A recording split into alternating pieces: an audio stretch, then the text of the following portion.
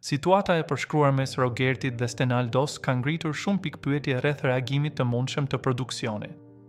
Në formatin e Big Brother VIP Albania, çdo kontakt fizik që perceptohet si agresiv trajtohet me seriozitet maksimal. Çfarë është zarfi i zi? Zarfi i zi është një nga mekanizmat më të fortë disiplinor të formatit. Ai përdoret nga produksioni për paralajmërime zyrtare, dënime të rënda, përjashtim të menjëhershëm nga shtëpia. Historikisht, zarfi i zi është lexuar në momente kur janë shkelur rregulla thelbësore, sidomos ato që lidhen me dhunën fizike ose kërcënime. A rrezikon Rogerti përjashtimin?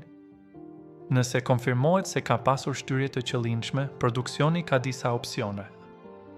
1. Paralajmërim i fundit. 2. Nominim automatik për eliminim. 3. Skualifikim i menjëhershëm.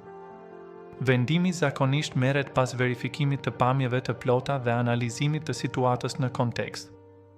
Pse situata është kaq delikate?